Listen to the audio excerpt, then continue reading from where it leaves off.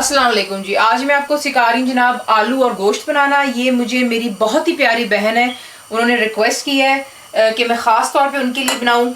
ये उनके लिए है। तो जनाब अब आप चीज़ें देख लें और साथ साथ नोट कर लीजिएगा। यहाँ पे मैं इस्तेमाल कर रही हूँ मटन के चॉप्स। देखिए, जब आप आलू गोश्त बनाते हैं तो प्लीज़ ट्राई कीजिएगा कि चॉप्स बनाएं, क्योंकि चॉप्स के साथ में बहुत मज़ेदार बनते हैं। आगे आपकी चॉइस है, बेशक आप सादा गोश्त ले लें। मैं चॉप्स इस्तेमाल कर रही हूँ, तकरीबन 1 kg चॉप्स हैं। साथ ही आपको चाहिए होंगे 2 लार्ज अनियंस, जिसे मैंने ग्राइंडर में ग्राइंड कर लिया हुआ, इसका पेस्ट बना लिया है। 4 मैंने लार्ज टमाटोज लिए हैं, उसे भी मैंने ग्राइंड करके पेस्ट बना लिया। देखिए, पेस्ट बनाने से ये होता है कि बड़ा ज़बरदस्त और गाढ़ा सा आपका शोरबा बन सकता है, यानी कि सालन, करी, जो भी आप इसको कहते हैं। क्योंकि देखें, काफ़ी लोग गाढ़ा पसंद करते हैं, काफ़ी उसको पतला पसंद करते हैं, काफ़ी मीडियम। तो ये कर लेने से ये हो जाता है। एक टिप मैं आपको दे दूं कि वो फिर आप जो भी उसका रखना चाहते हैं, गाढ़ा या पतलापन, आप खुद रख सकते हैं। तो चीज़ें आपको यहाँ दिखा दी।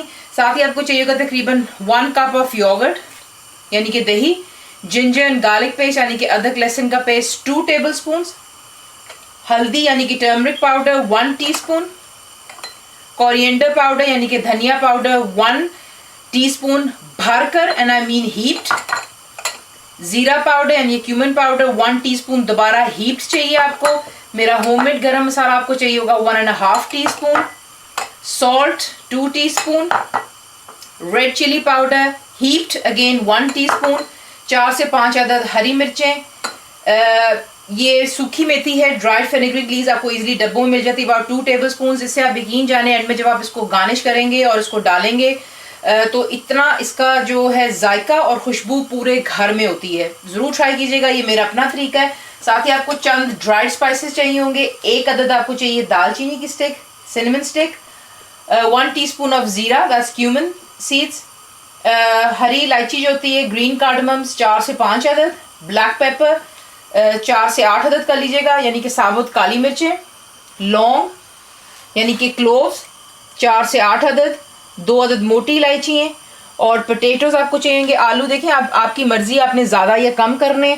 मैंने यहाँ पे तकरीबन मीडियम साइज़ के 6 लिए थे। मीडियम साइज़ का जो होता है उसके आप 2 पीसेस कर लेते हैं, लार्ज होगा उसके आप 4 पीसेस कर सकते हैं। तो मैंने यहाँ पर आपको दिखा दिया पोटैटोज वगैरह। अब मैं आपको दिखाने लगी हूँ कि हमने नेक्स्ट करना क्या। 1 कप जितना आपको तेल, घी, जो आपका दिल चाहे आप इस्तेमाल कर सकते हैं, यहाँ पर गर्म हो चुका हुआ है। सबसे पहले इसमें हम डालेंगे जो हमारे ड्राइड स्पाइसेस हैं, और इसे हमने जो है इसका कलर चेंज होने देना है। देखें, जैसे ही तेल गर्म होगा ये स्ट्रेट अवे ही अपना कलर चेंज कर लेते हैं, कोई मसला ही नहीं होता। यहीं पर हम ऐड करेंगे जो हमारा ग्राइंडेड अनियन है।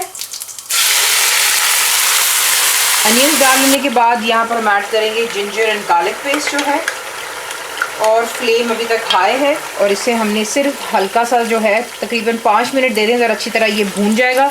क्योंकि देखिए, ग्राइंड करने से होता है कि ज़्यादा अपना कलर नहीं चेंज कर पाता। ज़्यादा आप चेंज करने की कोशिश करेंगे तो आपका जो सालन है उसमें कड़वाहट आ जाती है। तो सिर्फ इसको 5 मिनट दे दें हाई फ्लेम पर, और उसके बाद हम आगे आपको दिखाती हूँ कि मैंने क्या करा। 5 मिनट्स के बाद जो हमारे चॉप्स हैं अब हम इसमें ऐड कर लेते हैं।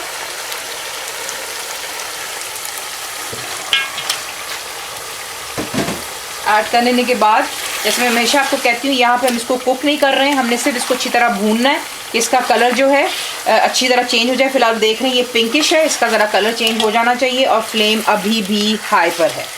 यहाँ पर इसका कलर अच्छी तरह चेंज हो गया हुआ है। आप देख सकते हैं कि पहले पिंकिश सा था, अब ये बिल्कुल जो है इसका कलर हल्का सा ऑफ वाइट सा हो गया।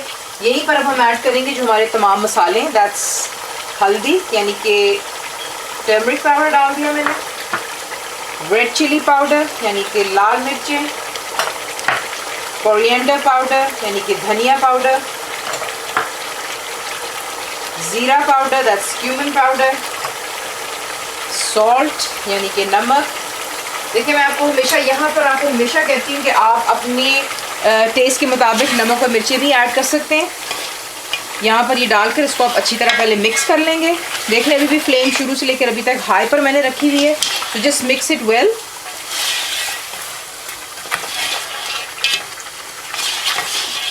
यहाँ पर हमने मिक्स कर लेने के बाद सिंपली जो करना है, इसके अंदर में यहीं पर हम ऐड करेंगे टमाटोज, और फ्लेम अभी भी हमने हाई पर रखनी है जब तक मैं आपको नहीं कहूँगी आप लो नहीं करेंगे। उसमें यह है कि जो चीज़ें हम इस वक्त इसमें ऐड कर रहे हैं, यानी कि टमाटर, नमक, ये चीज़ें जो होती हैं, ये गोश्त हो चिकन जो भी हो, आपको मैं बहुत दफ़ा बता चुकी हूँ, उसको गलाता है। तो फ़िलहाल हमने सिर्फ क्या करना है, दही का पानी ड्राई हो जाए, ये हमने इसका वेट करना, फिर मैं आगे आपको बताऊंगी हमने क्या करना। तो उसको हाई पे रखकर दही का पानी टमाटर का पानी जो है आप अभी इस वक्त ड्राई कर लेंगे। यहाँ पर आप देखें कि आपने इसको इतनी अच्छी तरह हाई फ्लेम पर कुक करना है कि जो टमाटर का पानी है वो बिल्कुल ड्राई हो गया और ये बिल्कुल भूनने पर आ गया है। देखिए मैं आपको एक टिप बताने लगी हूँ कि जो मटन होता है, क्योंकि मैं मटन के चॉप्स इस्तेमाल कर रही हूँ, ये मैच्योर मीट होता है और थोड़ा सा सख्त होता है, तो इसे कुक करने में टाइम ज़्यादा लगता है। जबकि अगर आप बेबी लैम इस्तेमाल कर रहे हैं, यानी कि छोटे बच्चे का जो लैम होता है, उसका मीट जल्दी कुक हो जाता है। उसके लिए ये होगा कि जिस वक्त आप टमाटर ऐड करते हैं आप उसी वक्त दही ऐड करेंगे, क्योंकि मैं मटन बना रही हूँ। मैंने पहले टमाटर का पानी ड्राई किया है, इसे अच्छी तरह भूना है, हाई फ्लेम पर रखा है, और अभी भी इसका गोश्त है जो वो सख्त है। यहाँ पर हम क्या करेंगे, अब हम ऐड करेंगे हमारा दही और योगर्ट ऐड करने के बाद आप इसको अच्छी तरह मिक्स करेंगे, और यहाँ पर भी आप इसको हाई फ्लेम पर ही रखेंगे। उसकी वजह भी आपको बताती हूँ, ताकि जो दही है उसका पानी भी बीच में खुश्क हो जाएगा। और आपको एक और टिप भी बता देती हूँ साथ में, that's another one for you, कि कभी भी दही जो है आप कच्चे आलूओं के साथ ना डालिएगा, क्योंकि अगर आपने दही को कच्चे आलू पे डाल दिया तो आलू बिल्कुल नहीं गलेगा, वो बहुत स्टबन हो जाता है and it will stay hard.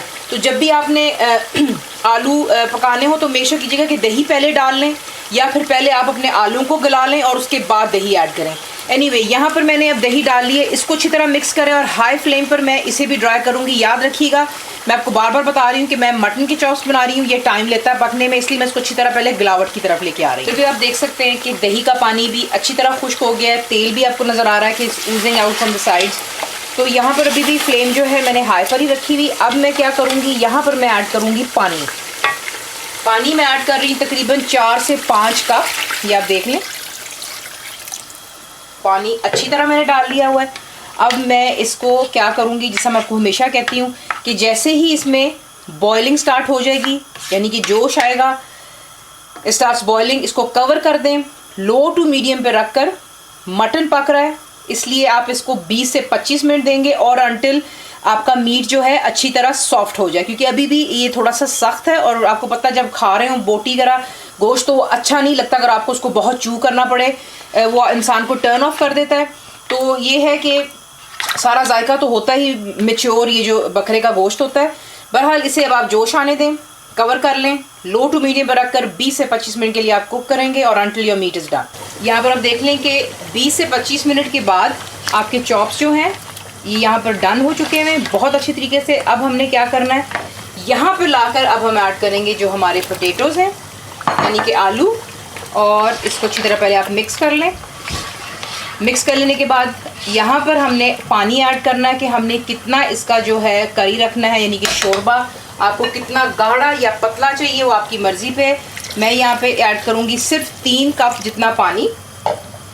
इसमें दोबारा बॉइलिंग स्टार्ट हो जाएगी, तो मैं इसको लो टू मीडियम पे रखकर फर्दर 5 मिनट्स के लिए कुक करूँगी, और उसी 5 मिनट के अंदर जो है हमारे आलू गल जाएंगे।